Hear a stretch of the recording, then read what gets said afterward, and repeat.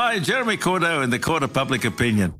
I'm just on air here to let you know that we'll be live streaming the Court of Public Opinion every Friday between 9 o'clock and 12 on jeremycordeaux.com. Please join us. We'd love to have you.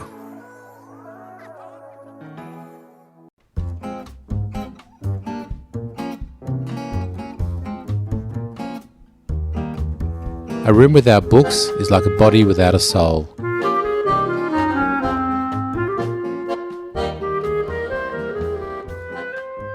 Hello and welcome to Tsundoku, the podcast for the book attuned.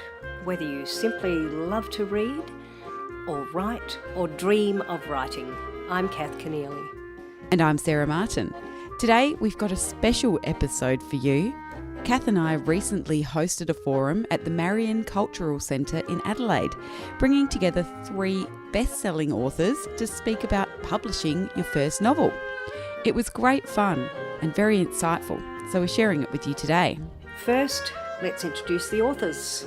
Victoria Perman is an internationally best-selling author, writing fiction telling the stories of women across many points in history. She's a regular guest at writers' festivals, a mentor and workshop presenter, and also judges numerous literary prizes. Tricia Stringer writes historical stories focused on South Australian landscapes. Her books have won her multiple awards and accolades. And Sean Williams has written over 100 short stories and best-selling books for all ages and across numerous genres, and is also a senior lecturer in creative writing at Flinders University. All 3 have taken quite different approaches to their work, so we think at least one of their stories might resonate and inspire you. I began the conversation asking the authors to think back to the very early drafts of their first published books and what was going on in their lives at the time. It was 1992, and I started writing my 5th novel. The first 4 weren't published because they were absolutely terrible. And I started writing a book called Mental Fatigue, and I got bored halfway through it because I had planned it meticulously and I knew what the ending was, and I got totally bored. I also tried to write it like I used to write short stories, which was to start writing it and then not stop until I'd finished. And back then I was a terrible smoker and I ate really badly, and I would just smoke and drink coffee and smoke and drink coffee. And after a month of that, I was almost dead. So I kind of had to stop. And I took a break and then came back to...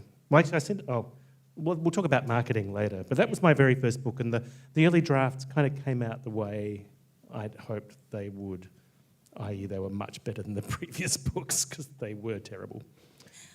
Were you doing anything else at the time except writing? Oh, that's right. Yes, I was working 4 part-time jobs, and I was studying part-time at university, so everything was a bit mad, but I had a mild mental illness. I had a social anxiety, so I didn't like going out at all except to work. So I got in a lot of rehearsal a lot of practice, and while my friends had social lives, which helped me a bit. But I had to get mentally well at some point. Yeah. Was that too frank an answer? Sorry. I remember those years very vividly. They were very strange and intense. Okay. We'll move along and see what the other people were doing back in their earlier lives when they were drafting the first book. Mine's a very long story, and I'll cut it really short. I always loved reading when I was a kid. And I had this fantastic high school teacher in years 10, 11 and 12, the same teacher, Peter Gallen-Thomas, his name was, at Seaton High School. And one year he set us an assignment to write a short story. And unbeknownst to the class, he sent them off to Woman's Day magazine. Now, back then, Woman's Day wasn't like it is now. It wasn't sort of full of gossip about, the royals and blah, blah, blah. It was more like a craft, a little bit of celebrity gossip, cooking. It was a magazine aimed at women, but it wasn't full of terrible gossip. Anyway, so unbeknownst to me, my story was published, and I got $100 for the publication of that story. And I'd have to tell you, freelance writers today would tell you it's about the same, I think. Yeah. Then did you sue your teacher for for stealing your work? And no. So that was my first byline. I was 15, and it showed me that I could write. It was a tragic story about a young woman, and it was sort of based on, well, we had a neighbour they were lovely neighbours. They had an older daughter, and I imagined, what if that daughter got pregnant and killed the baby? No, she didn't do that, of course, but it was sort of from the young girl's point of view, and this tragedy's happened next door, and it got published. So what I did with my $100 was I went to Kmart and bought a typewriter. Which you could back in Kmart in those days, down at West Lakes. And I thought I'd become an author, but I didn't know anyone who was an author. There were no creative writing programs back then. So I just wanted to write, but I didn't know how to do it. So I did a whole lot of other careers, but I never lost sight of that dream. And I would say to my husband, why aren't my books on the shelves whenever we'd go to a bookstore? And he'd say, because you haven't written it yet. And so when I had a midlife crisis, told you it was a long story. When I had a midlife crisis at 48, I thought, I'm going to write the book. And I did. Yay. And it got published. Yay. Fantastic. That's fine. That's my long story short. Tricia, drafting the first published book, what were you doing? What was going on? I was, we'd moved from Eyre Peninsula, where we'd spent most of our lives, to York Peninsula and experienced our first Cornish festival, Kenneally. And I was teaching and also a librarian in our school at the time. And what I realised was that there was nothing for the primary school age children to read on this festival that we were having. You know, what was the story behind it? And, you know, why were we doing it? And I just thought, well, I'd hung out with a lot, you know, whilst I never imagined that I was a writer, I've done a lot of writing in my time, you know, the angst-filled poetry when I was a teenager, and, you know, all of the short bits for any magazine that, you know, I was involved with, any club that I was involved with, you know, a little thing to go in there. So I've always written, but I never imagined myself as a writer. But, you know, I just thought, well, I can write this book. You know, it's easy, isn't it? And that's when I discovered it wasn't so easy to write a book. And so I did a children's writing course, and that dragged out forever, and eventually I finished some books. They were accepted by a small publisher in Victoria. But in the meantime, I'd started writing. I'd seen a short story competition for an adult book with a rural theme, and that was right up my alley. I just thought, that's something I'd really like to write. And so I started writing that. I got to 30,000 words and checked the competition guidelines, and it was a 3,000 word limit. So that's when I realised I'm not only not a poet, but I'm not a short story writer either. So I kept going with that book. In the meantime, the children's books were accepted by a Victorian publisher and published, and they promptly went broke. So that was the end of that. But that adult story, I sent it out to publishers, had no success, so I self-published it. And I went on to self-publish 2 more books, and book number 4, and sorry, at this time I'm writing full-time, teaching full-time, 3 teenage children. You know, one computer we had in those days, one computer for us all to use. So I had to wait until they'd all finished with it before I could use it. So, by the time I was writing that 4th book, I was at the crossroads, ready to give up. I just thought, you know, why am I doing this? And talking to myself, the reason was because I really enjoyed it. And so I really threw my heart and soul into that last book, got some more people on side, spoke to some people who could perhaps give it some creds going to a publisher, and was lucky enough that it landed on a publisher's doorstep just when they were looking for rural romance, which was what it was. And I like to think that I invented it, even though famous people like Rachel Treasure and so on had come before me. That first self-published book that I wrote had, it was called Changing Channels, and I wanted to have a little byline on the front, and it said, "From the city to the country, a rural romance." And that was back in 2004, and there weren't many people writing. Yeah. So I'm claiming it. I'm going to get you to keep talking because you've got to a point which brings us to what I wanted to ask you next, which is how you went about finding that publisher, how you approach them? What was that process like? I have a lot of rejection letters, so I'd been doing it for a long time. And back when I was submitting, it was you posted everything. There was no emailing everything. So you posted off your query letter, your synopsis, your first 3 chapters, and you just posted it off blindly. And also, the idea in those days was you could only post to one publisher at a time. That was the rule. They didn't like you to do any more than one at a time. So you used to send that off, and then months and months and months and months would go by, and you probably wouldn't hear, or maybe you did, and it was no thanks. So this went on for a long time. So by the time I got to the 4th book, as I said, I was talking to a bookseller friend of mine who used to be the president of the Booksellers Association, and she's always supported me, and she said, your books are good enough to be on the shelves.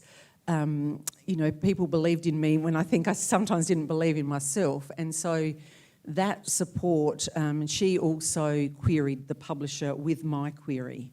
And I think when I sent my book in, it was to Harlequin Australia, that particular one was to Harlequin Australia, and they were just then looking for Australian authors telling Australian stories.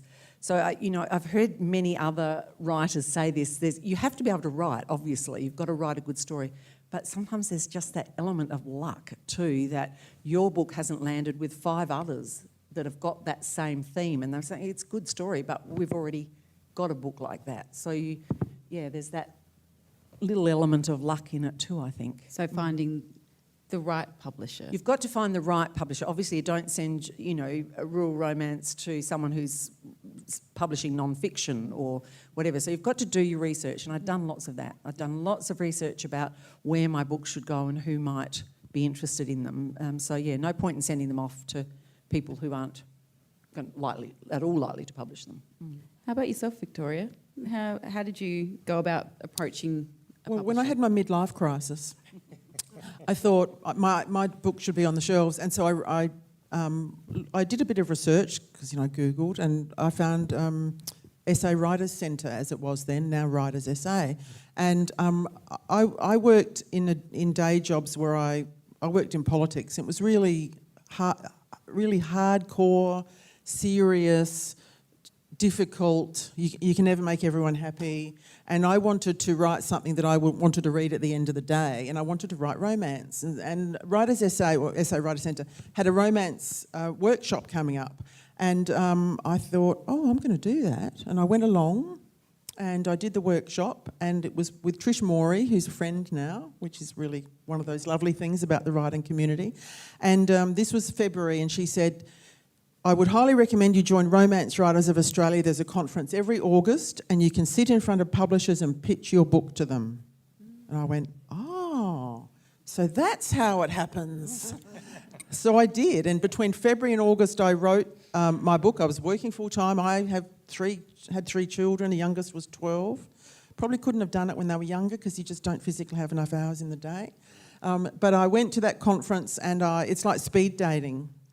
And there aren't that many opportunities to sit down in front of publishers and they say, what's your name? And you tell them if you can remember because you're so nervous. And they say, what's your book about? And so I did that. You have 5 minutes and there's a bell, then a bell rings and you move out and the next people move in. No pressure at all. I pitched to Harlequin, who Tricia and I share a publisher. And so they said, what's your book about? And I read out what it was about. This was my first book, Nobody But Him, which came out in 2013. And they said, you would like to read that manuscript? Because I think timing and luck. You have to be able to write a book, but their local slate of authors wasn't very big at the time. I think Trish was signed just before me, and before that there were maybe 2 or 3 others, not many. Now there's 4 books a month, So it's just, we were very lucky to get in at that time, I think. So they said, we'd like to read that, and I went home and I put the finishing touches to it, sent it off, and by Christmas I had a 3-book contract. And that was the first book I'd ever written. It's amazing. But I was a professional writer, I was a journalist, and I'd done a whole lot of other things. So I say that because I wrote every day, so that muscle was well exercised. So I took the chance of pitching face-to-face to a publisher. And that's how. And I still go to those conferences every year. There's one coming up in August, and there'll be a whole lot of new writers pitching to publishers face to face, like I did, with the hope of catching their eye with a book. How about you, Sean? I'm going to slightly skew this because I'm asking about first books, but you've written in so many different sort of genre spaces. Have you stayed with the same publisher, or do you... Oh, I've got so many. I've had have so many publishers. Bit of a handful. I had a lot of HarperCollins books, about 25 HarperCollins books for a while. Yeah, they were a great publisher for science fiction and fantasy. But I really enjoyed listening to your stories because you both took routes that I wouldn't take. I'm far too lazy for self-publishing, and I was far too shy back then to get in front of a publisher. So what I did was the sort of tried and true method that came out of science fiction of writing lots of short stories. And it wasn't even a science fiction focused kind of process, but I gave myself 10 years to sell a novel. And I thought, well, I'll start by learning how to write better. So I wrote lots of short stories, and I tried horror, science fiction, romance, comedy, erotica, all these things, and I built up quite a big pile of them, and I didn't know what to do with them. And one day I actually met a writer, and I said, "What do I do with my stories?" And he said, "Send them out." And I said, "I don't know where." And he said, "Doesn't matter, just flood the market." So I flooded the market, and like the next year, and I had all these stories come out, and a whole pile of rejections as well. So I started getting short stories published, and the first place that ever published my stories promptly went bust as well. This is a time-honoured tradition in publishing. But gradually they appeared, and then they started to appear in magazines that paid, and then there were magazines that were paying professional rates, and then they were starting to get nominations for awards. And so I felt like I was kind of creeping up a little curve through short stories, and which made me feel more confident that I could actually I was actually writing better at that point. And that was around then that I started writing my first novel. But there were no publishers in Australia at that point for science fiction and fantasy. So when Random House announced that they were going to be starting a science fiction and fantasy line, I immediately sent off the first 3 chapters of my novel, which was this novel called Metal Fatigue, which is about a city, the last city left in the world after the rest of the world has devolved into kind of barbarism and uncivilization, and I thought that was a pretty cool, fun kind of story, and I sent it off. And the next day, I was driving to one of my part-time jobs, and on Triple J, the interviewer, the publisher from that line, was being interviewed, and the interviewer said, "Well, what kind of books are you looking for?" And she said, "Perhaps it's easier if I tell you what kind of books we're not looking for. We don't want books about the last city on earth, you know." I thought, oh no, that's going to be rejected. Oh well. And it was rejected. But then later on, HarperCollins saw the success of this line and thought, we're going to start our own. But they did it a different way. They rang the booksellers and said, who's new and interesting that we should be keeping an eye out for? And the guy they spoke to knew my work. And he was a friend of mine. He rang me up and said, if you've got anything at all, send it to HarperCollins now. So I did. And they said, we'd like to see the whole manuscript. And I hadn't finished it at that point. So I had to sit down and finish it and send it in. And they took it. And that was Louise Luttel, who's now one of the best sort of genre editors in the country. Amazing. She published my first book. Terrifying. But it was a long and windy kind of road that I could do from home. And that really suited me. It's really interesting listening to you all tell such different approaches, because it seems like there's not a one-size-fits-all, which, you know, doesn't make it easy, but it means that if something's not working for you, maybe there's an alternative, which is a nice takeaway from that. Can I just add, I think, I hadn't heard those 2 stories before. I think what it says is we all immersed ourselves in writing communities. You know, we didn't sit at home and get a bit paranoid about whether it was good or not. We went to workshops, we befriended booksellers, you know.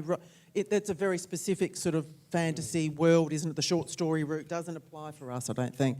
But there are places to go to connect with writers, and I think that was so important for me anyway. That was my very next question, actually, was... Sorry, Cath. Running this show. Sorry. Yeah, exactly. I've been you too many times, I'm really sorry.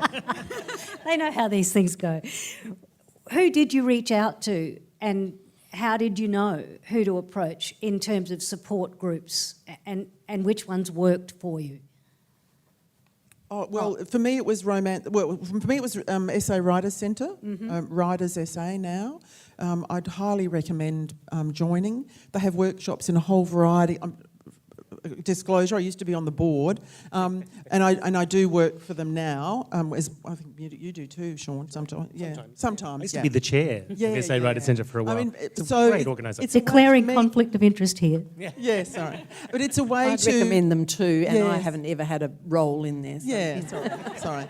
But you can do workshops in any genre imaginable, from memoir to romance to short story, poetry, everything. You'll find a tribe of people who like what you like and connect with them. Will understand the real sadness of being rejected, or the horror of labouring away at something that never feels like it's getting anywhere. That takes years. There's a great Japanese saying, it takes even a thief 10 years to learn her trade. And that was a great comfort. That's why I gave myself 10 years to publish a book. 10 years. 10 years is a long time. Yeah. And you need people to kind of lean on and to help in turn along the way. And you can learn from other people who are at the same stage as you too. And that's why when I joined Romance Writers of Australia, the conference is a weekend of workshops. And, fun and a cocktail party. But it's a weekend of workshops. And I'm giving a workshop this year on dialogue, for example. And so you go and learn it. And it's not just romance specific, but it's writing specific. And you get to hang out with a whole group of people who just talk writing for a whole weekend. I mean... your family gets sick of it, really, don't they? Pardon? Your family gets sick of it. No, I don't care.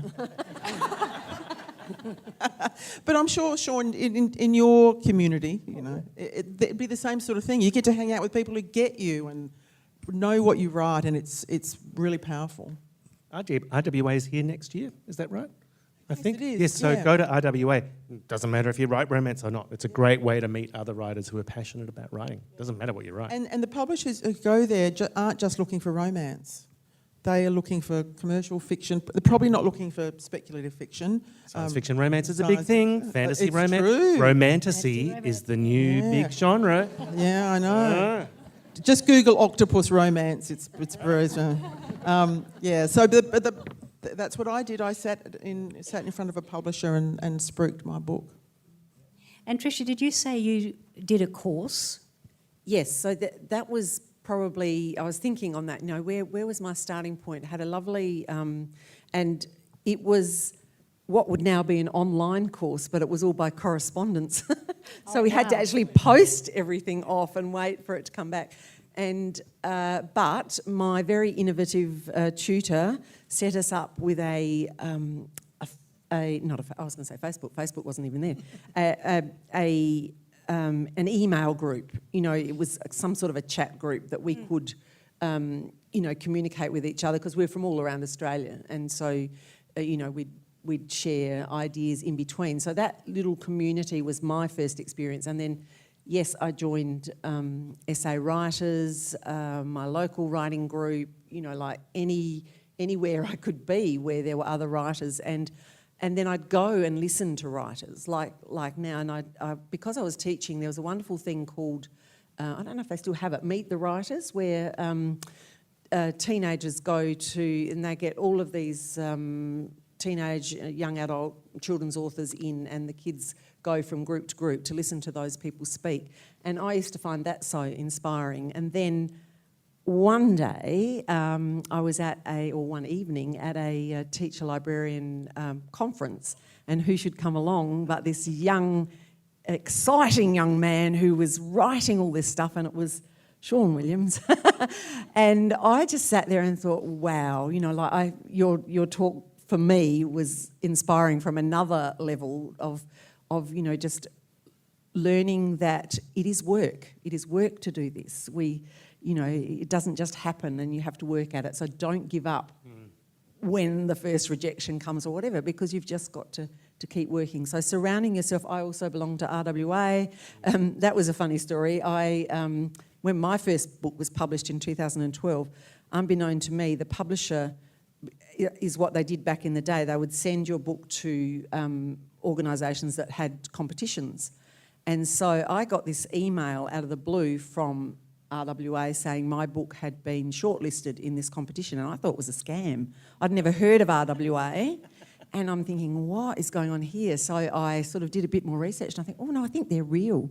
That it is a real thing. And my book has been shortlisted in this.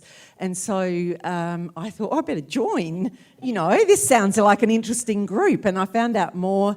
I went, because my book was shortlisted, I thought, well, I better go. It was in Fremantle. So I took myself off for the weekend, and one of the very first people I met there was Victoria Perman, and, you know, such a wonderful community. It is a fantastic, welcoming community, and that book was my first book published, Queen of the Road, and it won the Romance Writers of Australia Award for a short, not short, because I don't do short, romantic elements. It won the Ruby Award, yes. So it was very special. And look, I've got to tell this story because she's so famous now. But not about Tricia, she's also famous. Oh. But Julie... I thought you were going to tell one of those stories. What happens at RWA stays at RWA. Yeah. Julia Quinn was the guest speaker that year, Bridgerton. Oh, yes. Julia Quinn, right? And I hadn't read any of her books. I don't particularly read historical fiction unless my friends write it. I do love it, and I love Bridgerton. Anyway, she gave a speech, and she was so kind and humble, and she said, as a writer, you will never lose by supporting another author. And we thought, wow, she's amazing. She'd already hit the New York Times bestseller list 1 million times. But anyway, Tricia and I were waiting outside the hotel in Fremantle to go to the airport, and there was this big limousine out the front, black, with a driver in a black suit. And Julia Quinn walked out and she said, are you going to the airport? And we said, yeah. She said, would you like a lift? So we went, okay. So we got in the car. Honestly, she was the loveliest woman. She's from Seattle, so we're talking about Nirvana and, you know, all the bands from Seattle. She'd been to Kangaroo Island. She'd seen the seals at Seal Bay, and she'd taken her kids and had a lovely time. She was the kindest person. So that's what happens when you go to conferences. And yeah. Yes, it's true. And all the true things about publishing are told in the bar. And writers are generally pretty friendly, and they might invite you to join them for a drink, and give you a ride to the airport. Give you a ride to the airport, and it's amazing what you learn, the people you meet, become lifelong friends with. So we're talking about early days, and I'm just thinking. So they were great stories about you fronting up to publishers and spruiking your first books, and it all going well. Or not. Or not. At what point does an agent enter the picture, if he or she does, or do you just keep handling the show yourselves? I knew I'd need to get an agent at some point because I needed to sell overseas if I was going to support myself as a writer. But while I was selling novels only in Australia, I was handling them myself. And I asked a lot of people for advice on how to get an agent, and it was Kim Stanley Robinson who said to me once, ask 10 writers for advice on how to get an agent and you'll get 11 answers. But he said the best way to get an agent is to hand them free money. So if you've already got a deal on the table, then you can approach the agent you want and say, will you represent me? I've got an offer on the table. So I thought, okay, well, I'll wait until I've done that. So I had a series that Random House and HarperCollins were both into, and I emailed a friend who was an American writer living in Australia for a recommendation for an agent, and he said, try this guy. So I emailed this guy in New York. He hadn't replied in a week, and I thought, screw you, dude. I'm offering you free money. This is a 3-book deal, and you can't even reply to my email. So at that time, the agent that everyone wanted to be with was a guy called Richard Curtis. Richard Curtis, not the guy who wrote those movies. Yeah, that's right, not him. But and he had his email address online, and I knew he represented a bunch of really great people. So I emailed him directly and said, hey, will you be my agent? And he said, you're from Australia. I have had no luck with Australian clients. And I'd done my research. So research is really important. I could say, I know who those people were. I'm nothing like them. And he said, okay, mail me the manuscript. So I mailed him the manuscript back in the day. Because he responded instantly. And he emailed me when the manuscript arrived and said, I'll read it tonight. And he emailed me the next morning and said, don't take this the wrong way, but you write like an American. And I said, great, because that's the market I'm writing for. So he took me on, sold the books. We ended up selling about 30 books together. But it wasn't until I had that money on the table. But that was a different time. That was 90, $8.99. I don't know how it works now. There's probably no right way, is there? Well, I don't have an agent. The market in Australia, and my stories are Australian historical fiction, so the market's small for me, and I don't care. I love those stories. I love what I write. But the market's small, and there aren't that many agents. And they struggle to make a living in this business too. So often their lists are closed. So I didn't have one when I pitched, but because I pitched directly to a publisher, I have that relationship with my publisher. But having recently talked to them, they now say they are being bombarded with so many manuscripts. They don't have the staff. They're all cut to the bone as well. They are thinking about not taking unsolicited manuscripts now, and many publishers won't. It's very hard. They say that. If you're I don't know, famous sports star with a manuscript, they'll probably read it. Or if it lands on their desk at just the right time, that element of luck. Yeah. So no, I don't, and now I have a really good relationship with my publisher, and the idea of giving someone else 10% makes me wince a little bit, because it's a tough market. Or 15 even. Yes. 20 sometimes. 20. Okay. No, so I don't. I don't either. I did contemplate it after, a bit like you, Sean, after I'd been published. I thought, how am I going to manage this? Is it something that I can do, or do I need help? And so I spoke to, a writing friend of mine who had been published for many, many years. And I said to her, could you give me some feedback on, an agent? And so her feedback was, what do you want an agent to do for you? Yeah. So I listed all of these things that I wanted an agent to do for me. The last one was sell overseas, but, there were about 10 things before that. Manage all the different bits and bobs. And she said, well, you're already doing that first 10 things for yourself. Yeah. Do you want to share that money with someone else? And she said, yeah, if you want to be overseas, you probably need an agent. But I don't have an agent either. I still have a good relationship with my publisher, and between us, we seem to sort it out. It does depend on the genre, I think. You're absolutely right, Sean, that if your audience is in the States, you absolutely have to, right? Yeah. There's a huge audience for science fiction, fantasy and all that kind of stuff, Star Wars books and so on in Australia, but the publishers where you make the money from are overseas for those. And I wanted to diversify and do lots of different things, and an agent really helped me do that. But the two main reasons why I've got an agent, because that was a really interesting point. Why do you want an agent? What do you want them to do? I'm no good with contracts, so I want someone to do that. Also, I like to be liked. So I like to walk into a publisher and go, here's my new book, it's going to make us all millions of dollars, and I'm so fantastic and funny, and let's go have champagne. And then my agent walks in and goes, Sean will not work for you for less than X million dollars, and there better be a limo at every airport and all that kind of stuff, and they...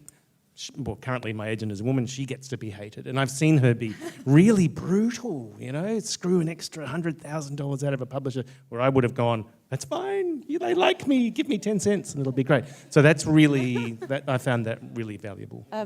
Good cop, bad cop, right. Yeah, there is, right. I don't know if it's the only one, but it's the only one that I know of, is Alex Adset's agency, and she will just do one-off.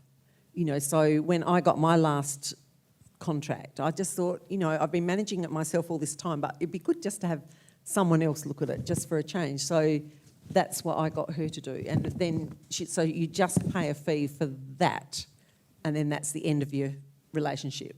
She looks at it, she lets you know, and then you can walk away. So, that's another helpful thing. Alex is awesome, and an old friend, and a regular visitor to Adelaide, and often pops up at Writers SA events. So keep an eye on the program at Writers SA. Alex is incredible. Yes, she's very knowledgeable about the industry. Yeah, she's a lawyer too.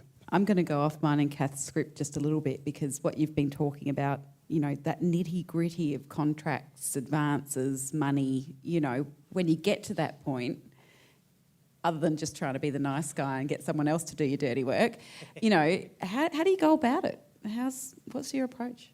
Once again, you need to do your homework. So, and it's really hard because none of us like to talk about money, and mostly we don't ask each other what we get and all of those sorts of things. But you get a fair, there's a few people that you can sort of get a fair idea of, and so you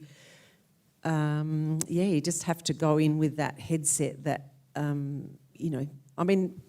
most contracts are relatively standard, and in the industry, a publisher would lose their reputation if they were treating their authors badly, but at the same time, they want to make money, so if they can crib a little bit their way, of course they're going to do it. So there are things in that contract that you just need to pay attention to, but for someone like me, anyway, I guess I can't speak for the others, but someone like me, it's a relatively standard contract. There's not, you can tweak little bits of it, and the more money that you make for the publisher, the little bit more that you can tweak for it. But, and there are some things they won't budge on and others that they will. So, it's just that you just put on my publisher Jo is lovely, and we have the same publisher, and so we just say, okay, we're putting on our working publisher author hats now, and we're having that conversation. And I echo everything Tricia said. I just would want to warn people though that you should never pay a publisher to have a book published. And I would have when I was first starting out. There are places to go for advice, and Writers SA is one. The Australian Society of Authors is another. But there are some, it's not against the law, but what we would say is unscrupulous publishers or vanity publishers who will say to you, we'd love to publish your book. It'll cost $10,000. What they'll do is they'll print 5,000 copies and give them to you in boxes that you have to put in your shed. They don't distribute, they don't have relationships with bookshops. You're actually paying for the printing, but that's their job as a publisher. So I would just sort of make that general warning to people that if there's people here in serious pursuit of writing, do your homework about who you want to pitch to, and don't pay anything when you have your book published. Unless you're self-publishing, and if you are, different. Once again, there are unscrupulous people who will, like I was very lucky to find, someone who was very good. Their price for what they offered was minimal, and it was print on demand, which was perfect. So I only bought the amount of books that I, knew I could distribute and sell. So it was that was a really good thing. So there are good people out there. Yes, that's true. But just be wary. And Writers SA will often have, will often have workshops on this very thing about self-publishing and what to look out for. And I would don't do it blindly.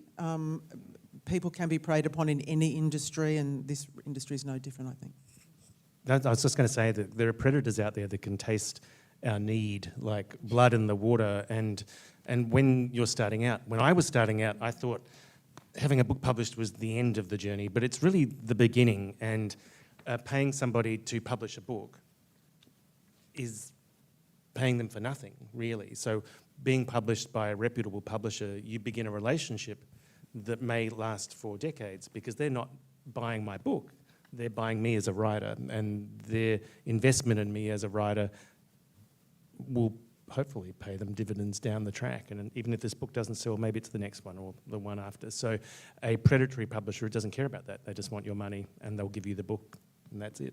Or they'll put it on Amazon and say, go for it, that's it. And you'll be one of 10 million books published that day. So it's tricky. Here you three are, and you're all remarkably successful authors working out of South Australia, which I often feel is just not on the map for, for the big publishers in the eastern states, but it's worked for you. For a while there, just about every single successful fantasy writer and a very large number of kids writers were based in Adelaide. Yeah. So, but it wasn't something that was widely known. And people used to say, "What's in the water in Adelaide?" Yeah. It's huge here, and we didn't need to move to Sydney or Melbourne. Well, there's a lot of pressure too sometimes. Yeah. But are you guys ever tempted? Sorry, I'm taking over the question here now. Are you guys ever tempted to move elsewhere? I'm not. No, not at all. No. The wine and chocolate's too good here. Hell yes. I mean, I'd imagine that now the world is so connected anyway. There's not really anything getting in the way of being able to stay put. Do the graft, because that's predominantly what writing is, and then make those connections as much as you can. I think the Australian publishing industry has realised in the past maybe 30 years that people like to read Australian stories. I mean, you're all here because we're Australian authors, but previous to that, you had to send off your manuscript in a box to London or to New York. And so it doesn't matter. And our publisher says the same. What's in the water in Adelaide? We had a dinner with our publisher a couple of months ago, and there was 11 or 12 of us around the table who were all published, and that's just with one publisher. So they don't really... I never... My first 5 books were romances set on the Fleurieu Peninsula and one on Kangaroo Island, and I never, ever got any pushback about, can you move it to Sydney, or can you move it to Torquay, or that's too Or the cold. Hawkesbury or Yeah, exactly. something. No, never. Because any spot can be romantic. Doesn't need to be in a city or... But we have the first Writers' Centre in Australia here. We have the first Writers' Festival in Australia here. We had the first Professor of Creative Writing here in Adelaide.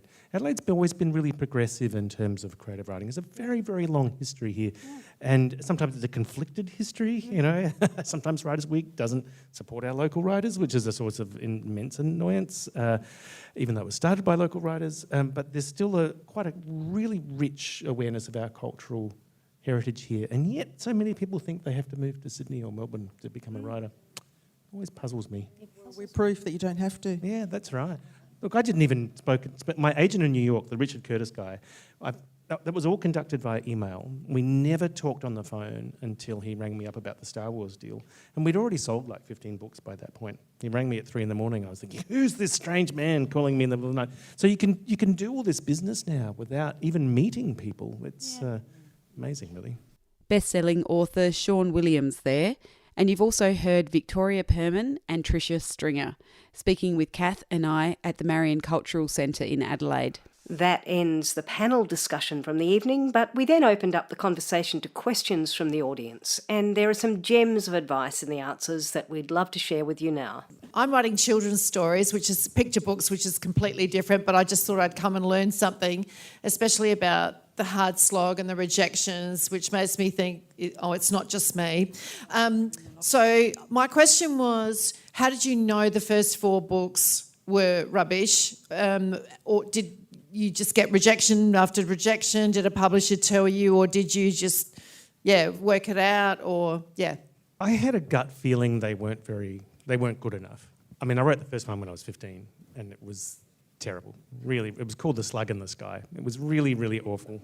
It was a teenage sex romp in space, which was the kind of thing that a 15-year-old boy would write, and I was trying to be Douglas Adams. It was so bad. Hang on, what was the slug? The spaceship. Oh. Yeah,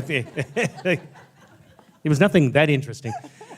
So I knew that wasn't very good. The second one was another bad teenage boy novel. The third one was another bad teenage novel. The fourth one I thought was getting close, but I just had a sense that it wasn't good enough, and I needed to learn some craft, and that's what I did by doing all the short stories and the practice. So that was my barometer. Once my short stories were getting published and were starting to do okay, that's when I thought, maybe I've got the chops to be a writer. Maybe that's because I wasn't as confident enough. I also knew it would take a long time. This is the early 90s. This is back in the dark ages. It would take months to send out a manuscript and wait for a reply. And I wasn't brave enough to self-publish my first novel or to stand up in front of a publisher and say, hey.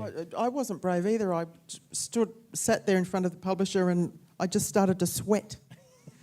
And she said, I would like to read that. And she said, here's my email address. And she dictated her email address to me. I couldn't write it down.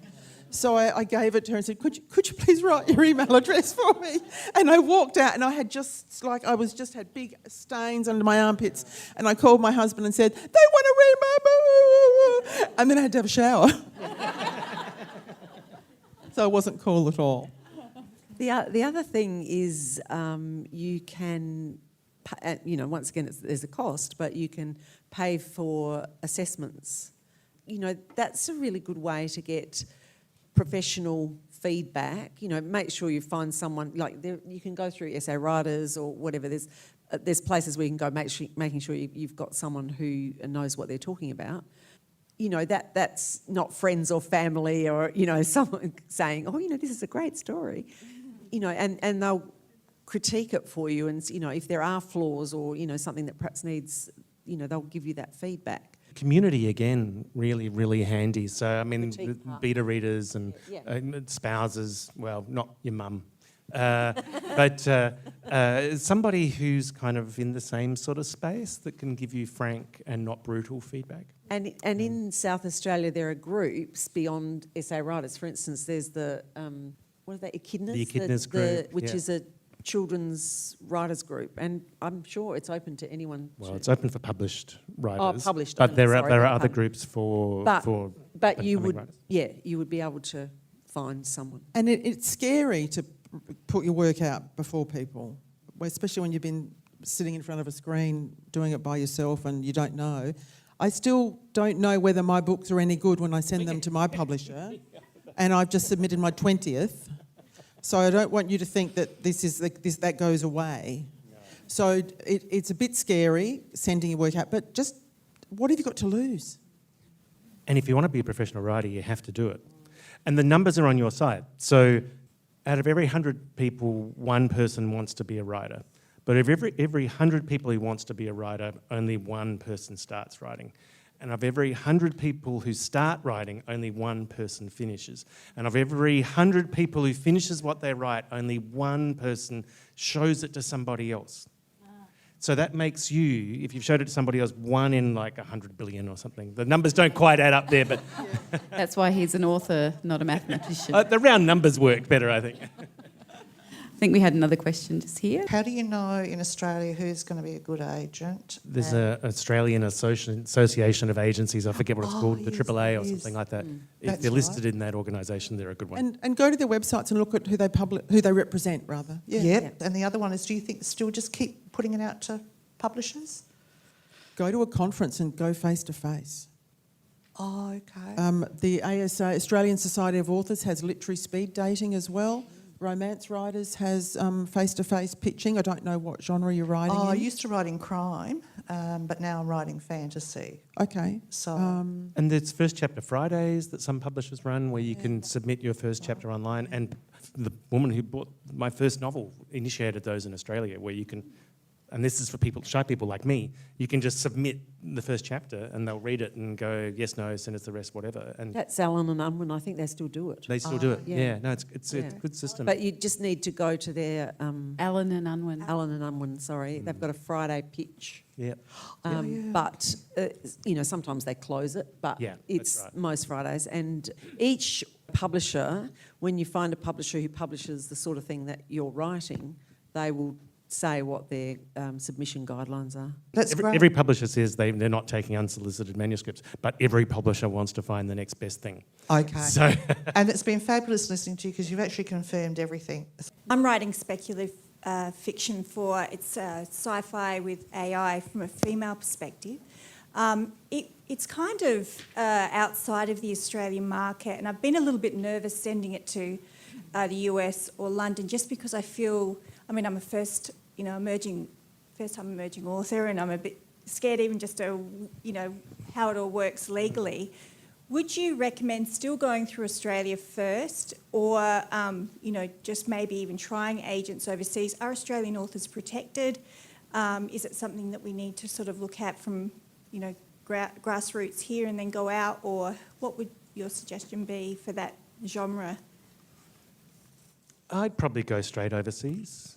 And you don't have to worry about any needing legal protections or anything. Everything's copyrighted, and a good agency is not going to steal your work or anything like that. And there are more agents overseas that handle speculative fiction, big and small. And go to the books you love to read in that genre and read the acknowledgements, because they will say, I'd love to thank my agent, Bill and Betty Smith, or whatever. And you go, oh, okay. And then Google Bill and Betty Smith. And I that's what I did too. In your covering letter, you can say, I really like that book that and my book's nothing like that, or whatever. But, the more create connections between you and them. So in a way, kind of map out, do your research, and that's one way, and it's an easy way because your books are probably at home, right? The ones you love. Yeah. I mean, that's the best kind of research, is reading books. Reading books and reading authors' notes. Now this lady do you want to pop your hand up over there? Most of the people I speak to are writing books. There's a lot of discussion about paying an editor even before they pitch it anywhere, or even self-publish. I just wanted to know your thoughts on that. I think it's the same as finding an agent or finding a publisher. You've got to have done your research and see. You have to be asking yourself, why are you paying an editor? What's the editor going to do? I mean, I can understand paying for a manuscript appraisal, which is more about just that general. Is this a readable story? Is it something that people might be interested in? Once you go down the path with an editor, they may be going to make suggestions to change things that your publisher, if you've got a publisher, they'd say, oh no, we wouldn't want to do that. I'm just not sure where to go with that. I mean, obviously, in my situation, I'm published by a publishing company and I have an in-house editor who then edits. We work together on the edits. So it's a different situation. But to pay for an edit, if your goal is to submit something, sure, make it the best you can be. Try not to have spelling errors and, the grammar's correct and that sort of stuff. But if you've got a really good story, the publisher isn't going to worry too much about what they can then get edited. It's a tricky one, and people get very nervous about making sure that's the best they can make it. But if you over-edit it, you're going to knock all the air out of the loaf of bread. You might just take the spark out that makes that story really good, and your story. Your voice. Yeah, your voice. And that editor, although might be experienced, might have experience in a different genre than you're writing. And it's expensive because their work is worthwhile. I'm not suggesting they're overcharging. They do great work, but it's expensive if that's not your thing. So I would go through, I agree with Tricia, if my manuscripts have typos in them too, because I just don't see them, but that if the story's engaging, no publisher's going to say, oh, the comma's in the wrong place, I'm not buying this manuscript. If they get to page 90 before they realise. But so make it the best. The comma's in the wrong place in every sentence, then they're not going to take it. Exactly, that's a different thing. So make it the best you can. My advice would be to let it sit for as long as you can and print it out in a different typeface. So if you write in Courier New or something, print it out in Comic Sans or something. Or even just do it on your screen. Yeah. Get on the screen, just change the font. I have to hard copy edit. That's just my thing. Yeah. But that kind of makes it look like a new book too. And then you will see things and then read it out loud to yourself. And if you read by Kindle, send it to your Kindle and read it on your Kindle, because then it's just like reading a book and you can make notes. Yeah. So there's a lot you can do without having to spend money on a professional editor as well. Just to give you an example, my historicals, when I was first published by Harlequin, they bought my rural romances and I didn't realise that they might be interested. I'd written some historicals, I didn't realise I might be interested. And I had pitched it to a different publisher. And the publisher that I pitched it to really liked it, but said that they wanted me to elaborate at the start of the story to bring it to this point where I had started. And so I spent a lot of work on it and did that. And then my Harlequin said to me, hang on, no, we're interested in historical too, so we'll read it. And so they did. And then when I started working with the publisher and the editor on it, they said, we really like this, but it doesn't really need to start until here. And that was my original starting point. So that first bit that someone else, who was equally as good, I'm sure, suggested. So that's the thing with working with someone else on your story. They may be going to suggest changes that aren't necessary. It's your story. It's still useful though. I've used a manuscript assessment service in conjunction with my publisher and an external editor as well. Just recently, a book that came out last year, I worked on an external editor, even though my publisher had an editor. because it was the kind of editing they weren't used to doing. So they're still really useful at every stage in your career. And sometimes if there's a need that you can identify in your writing that an editor can help you with, it's still worth considering. Surely an editor would be advisable if somebody is going to self-publish. Yep, definitely. Yeah, I mean, if you're going to so many times if you're going to self-publish self-publish, you book and I certainly thought, need an editor. This needs an editor. Yeah. So in that case, Safe. if there is no in-house editor that's going to be approached, that's when an editor Yes, would come definitely. in, and it'd be Yes. money well spent. Yes. Good one. Yep. Thank you. I think we've got someone else up here. Hello. Oh, hey. As a young person who's at the very, very beginning, I suppose, of my writing journey, there are so many options and opportunities, and while I'm really excited about all of them, I guess I'm very confused about what to do in terms of like going to university or just attending courses or just reading books about writing, and what you might suggest when there's so many opportunities available just for me or any other young writers. What's the need? Again, Tricia raises that amazing question every time, what do you need? When I started writing, I did enrol in a writing course, a TAFE writing course, which was a fantastic course, but was exactly not what I needed. I just needed to write 1 million words. But then later on, I needed to go to university, and that's when I got a master's degree and then a PhD. So if you can, and it's very hard to see yourself from the outside and your work from the outside, but if there's something that you think a university will help you with, then come and study with us at Flinders University. We've got, and particularly if you're writing in genre, because we're the only university in the country that has an all-genre creative writing team there. Well done. Nice pitch. But that's what I would have done. This is the university I would have gone to. Yeah. So now I'm working at the university. I would have loved it existed back in the 80s, and it didn't exist anywhere in the world. This is the only one. But, maybe you just need to write 1 million words, or maybe... Maybe I'll do both. Yeah, and like in my case, I knew I wanted to write a children's book, and I knew I couldn't. So then I needed to specifically find something that focused on that, and it could have been university, but I was, working full time with 3 children at home, and I don't think I could have, and I didn't live in Adelaide, so I don't think I could have fitted that in, but that worked for me. As you say, it's what stage you're at. But if you're just starting out and you can go, that would be a great place to start, perhaps. There weren't creative writing courses around when I finished high school. And so I became a journalist. I studied journalism. That's my degree. But now, again, I don't mean to do another shameless plug, but Writers SA has the manuscript incubator. Yep. A whole year course, and I've taught it. And it goes through all the things you don't think you need to know, like how do you start? What structure do you use? What role does dialogue have? Setting, pacing, all those things which you sometimes instinctively, but it's like the scaffold, and it will teach you a scaffold. But if you want to do a creative writing degree, I can't think of a more fun thing to study. Because you get to read and write, right? I know, it's fantastic. I know. It's great. And have lots of arguments about semicolons. It's brilliant. Writers SA also does, we're back at community again. So every good writing course in the country creates a cohort of writers that will come through together with the teachers around them and make connections and develop and so on and so forth. And Writers SA does the same thing. So I taught a year-long let's write a novel this year kind of thing at Writers SA, and it was just a group of people that met once a month and talked about where they were up to. And that was really useful for some of them, just that on its own. So I recommend trying different things. Join writers groups. Yeah, go to Writers Week and listen to writers talk about the process. And I still do that every year, and I always come away with a light bulb moment.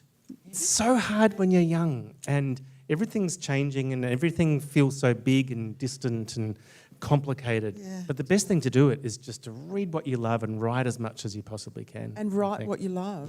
Write what you love. We all came to it through very different paths, and a friend of ours has written 100 books for Mills and Boon, and she was a critical care nurse for her whole career. Amy Andrews, she's fantastic, and she's made a living out of her writing for full time now for years and years. But so She wrote medical romances, for instance, for Mills and Boon, which are hugely popular all over the world. But she brought her real life experience to those books, and there's authenticity there that you can't get.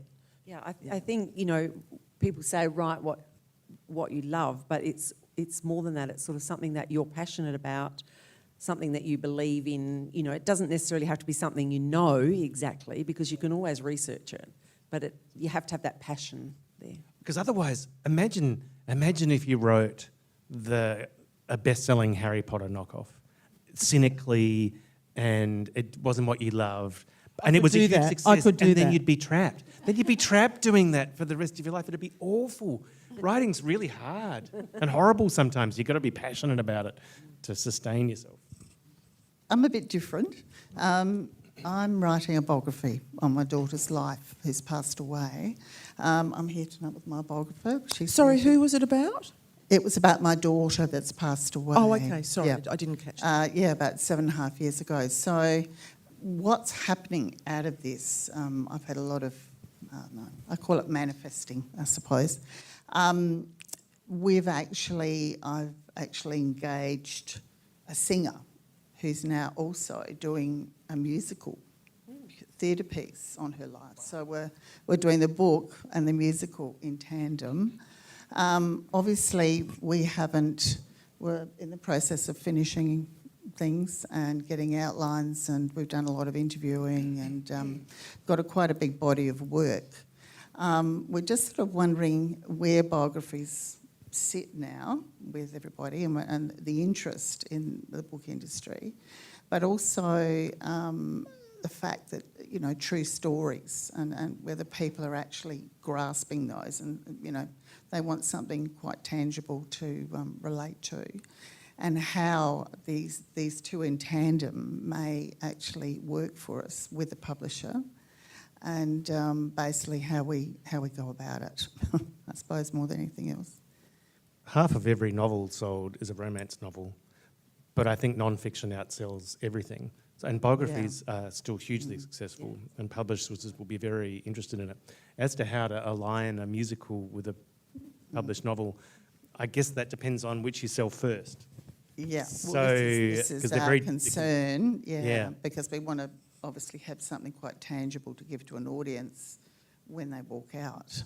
And they both take a long time to make, so yeah. I don't know which you'd approach first. Look, I hate to be really cynical, especially when it's about your daughter, and I don't mean to be, but the realities of publishing will be, they'll say, what's the hook? Yeah. Okay. And I don't expect you to tell me now or us, but they'll say, what's the hook? Mm-hmm. So if you're, one of the best-selling books last year was the young woman who skydived out of a plane and broke her back and learned to walk again. What an incredible story, right? So that her memoir sold buckets and won lots of awards and things because there was a hook. Yeah. And that's what they mean by hook. On the hook. Yeah. So think about what that might be, and sometimes it's called an elevator pitch, right? The elevator You're talking pitch, to a publisher about. Okay. It's a biography. Who is it? What's the hook? Who was she? Yes. What did she do? That kind of thing. Mm-hmm. I think that's something really important to nail down at this part of the process. Yeah, because we're not keeping it local. I'm envisaging international. So yeah. And if it's if you know, like as the others were saying, biography is very popular, but it's like fiction in that you've still got to have that thing that makes it stand out from all the others. Why is a publisher going to invest in it? And because the bottom line is they want to sell it. And yeah, absolutely. All writers are thieves and liars. Particularly fiction writers, we lie for a living. Speak for yourself. Oh no, we lie for a living. We lie for a living, and we steal people's time and money. And but the great con about being a writer is that the people we're stealing from feel like we've given something back. And for everything we've written and sold, we've either discovered or known what it is we're giving back to the audience. And when we're approaching a publisher, we have to be really clear about what is it we're giving to our audience. And whether you're writing biography or a Star Wars novel or a kid's book or a collection of poetry. What is it? It's sort What of is it? reader's promise, isn't it? It is, it's a contract, yeah. And that's everybody else here is thinking, that's a really fundamental question that should be evident in your elevator pitch, which is really hard. It's really difficult. And it's so personal to you as well. And as I said, I don't mean to be cynical, but that's what a publisher will ask. Yeah. And perhaps not in so many words. Yeah. All right. Fair enough. But good luck with that. That's, can't wait to see the music. Yeah. We've got one more.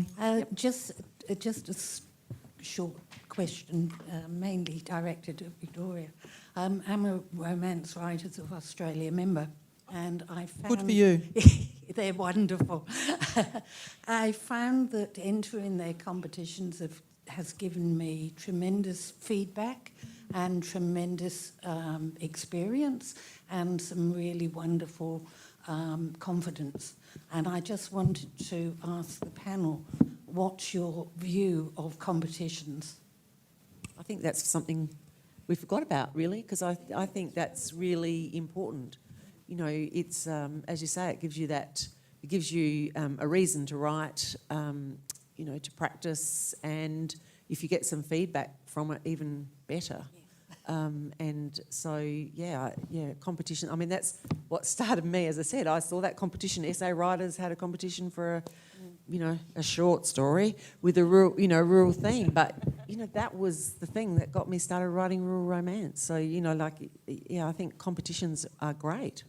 I came second in the year I just signed a contract, and I came second in I think it was called the first 20 pages of the manuscript. And the feedback was interesting because two people, so there are three judges, and the way it works in Romance Writers is they're readers, and then often the finalists will go to a publisher or someone, an industry contact who'll judge the winner, but the first round is readers. And so I got two really complimentary feedbacks and one really terrible feedback. And I thought Good lesson. it was an excellent lesson because not everyone loves every book. But I'm really glad you've had that feedback, and it's scary at first, isn't it, to send it off? But it gets less scary, right? Yeah. When I was starting out and writing all those terrible, terrible short stories, there was my sister noticed that I was writing, and she sent me an ad she'd seen in the paper or somewhere distant Back past. of a comic book. Yeah, something like that. And it was for a contest called Writers of the Future, and they had it was for amateur science fiction and fantasy and horror writers from all around the world. And they had 4 quarters a year. And the winner, there were 3 winners every quarter. All those 3 winners got flown to LA or somewhere else in America for a black tie event to meet all the judges, which were some of the biggest science fiction and fantasy writers at the time, and writers that I absolutely loved, Larry Niven and Jerry Pournelle and Anne McCaffrey, and just amazing names. So I thought, well, what's the harm? I'll start submitting, and you couldn't have sold a novel, and you couldn't have sold more than 3 short stories. And every 3 months I had this deadline to write a story, and there was a word limit of like 25,000 words, so you would have been okay. And with my 7th submission, I got a finalist. I was a finalist, but I didn't win. And I was publishing short stories, and I had 1 submission left before I was no longer eligible. And I won 3rd prize in that quarter and got flown across to LA for the event, all expenses paid. They had this incredible workshop there. It was really, really, really amazing. And meeting those other writers, it was the first time I'd ever met writers like me before. It was a very profound experience. So, and that contest is still running, and I'm now a judge, although I haven't gone across to LA for a while. And these things are out there, and it's a really powerful validation. Go for it. Write a mad short story or a mad poem. I keep looking at you when I talk about poems. I love your poems. I won the inaugural Sydney Writers' Festival haiku competition. I'm an award-winning poet because I sent them so many haikus. I sent them one every day. They eventually gave me a prize just to get rid of me. Make me stop. That's right. Most persistent. Yeah, that's right. An award for effort. So just try these things. You never know. One of them might stick. I think, Facebook makes these communities so much more accessible too. So Google contact your writers' centre. Ask them if there's ring them and say, do you know of a sci-fi community or a fantasy community or a children's book community that I could get... horror community. Yeah, exactly. They're out there. And they love connecting people with writing communities, and you start connecting, you start reading each other's work, and then someone has a bit of success and you can all feel great, and then they share what they've learnt, and it just grows organically. It's amazing. You don't have to do any of that. You can just be in your garret. I mean, you're out here now, so that suggests you're willing to come out of the garret a little bit, like I wasn't. But being on your own and just writing your own is also okay, you know. And I think one thing we haven't touched on is deciding what kind of writer you want to be. I wanted to be a self-supporting writer and a self-supporting novelist, which meant I had to submit short stories and then novels, or else I was going to starve. So I knew there was a certain path that I had to follow. But you can just write a book and only sell 5 copies, and that's fine. I think that's a really good point about it. What do you want out of it? And I know some people want to write a family memoir and print 40 copies to give to their family. Brilliant. Fantastic. I wanted to be in Big W. Because I had done my research and they sell a third of all books in this country, right? Do you have a cardboard cutout yet? That's one of my goals. Hasn't happened yes. yet. Have you had one? Of myself? Yeah, of yourself. Oh, no, not myself. No. One day we'll have one. Oh, I had a cardboard cutout of one of my covers, which was in the book window. That was very cool. That's huge. But yeah. So I had very clear, but I was older too. As I said, I had that midlife crisis of 48, and I thought, if I'm going to spend all my spare time doing this, I want to be serious about it. I did my research. Where do I want to be? What kind of book did I want to write? How could I learn to be better? All those sorts of things. But that was my road, and everyone else's road is different. And all our roads are different here tonight. That's only 3 of us. Yeah. Didn't Stephen King start off submitting short stories to magazines? Yep, I think that's and right. And look at where Sean and Stephen King are now. My mate Steve. Never met him. There's a writer in America called Kevin J. Anderson who's written hundreds of novels. The only award he's ever won was the writer with most rejections at a science fiction convention. He had a stack like this high because he just didn't give up. And that's one of the keys. Just don't give up. Keep writing, don't give up, and keep rolling the dice. Every time you send something out, every time you publish a book or self-publish a book, it's a roll of the dice. And the more times you roll, the more chances you have to get I don't know.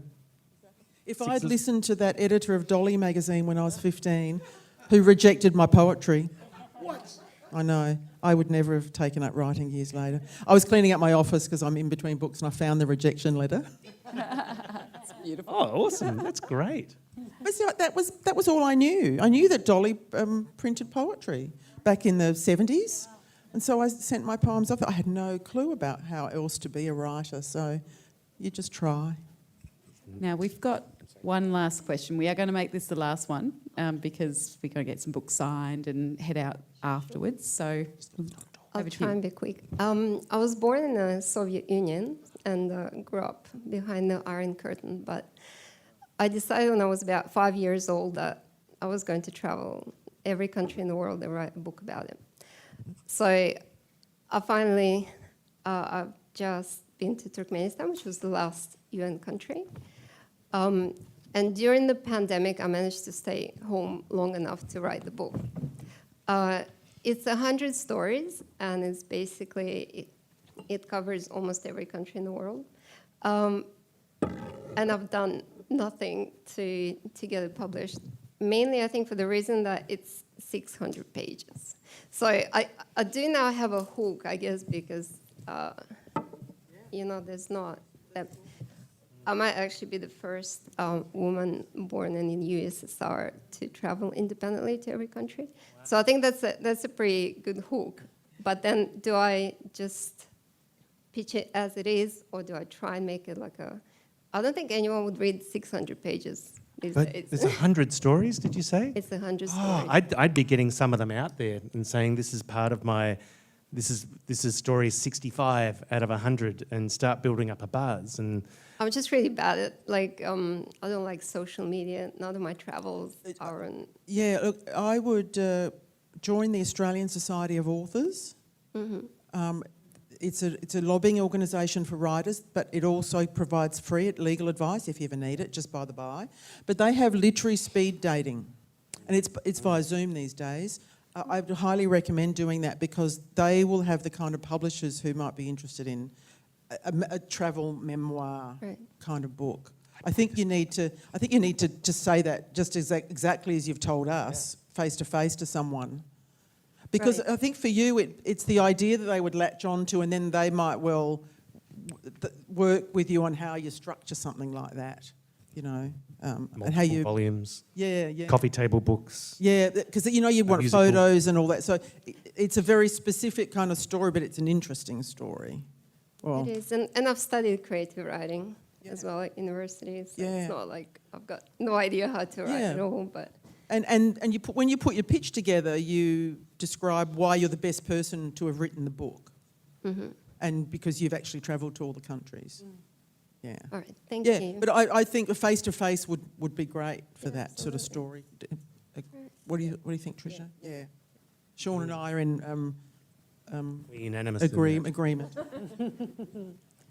Okay, it's probably time for us to wrap up. It is. I would think. You know, one of the questions that Cath and I had was about how solitary writing was, and yet you ended up with those pages of acknowledgements.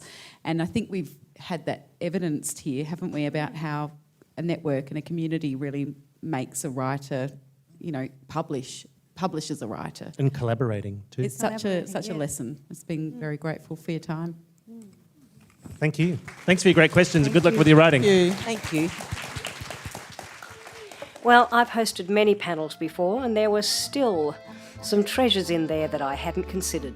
Like changing the font in your document to review and edit. Such a simple thing that I can already see would make a huge difference. We were on such a buzz after the event. We hope you've all shared that energy listening with us today. Thanks for joining us for Tsundoku.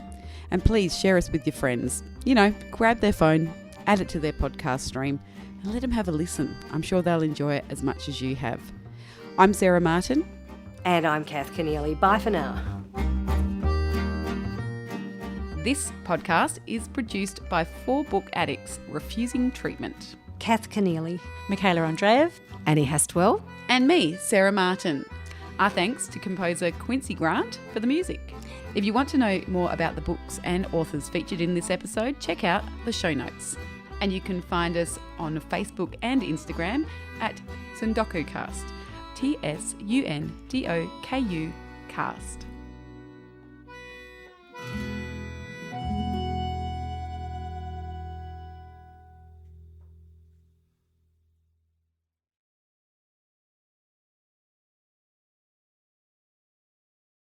Hi, Jeremy Cordeaux in the Court of Public Opinion. I'm just on air here to let you know that we'll be live streaming the Court of Public Opinion every Friday between 9 o'clock and 12 on jeremycordeaux.com. Please join us. We'd love to have you.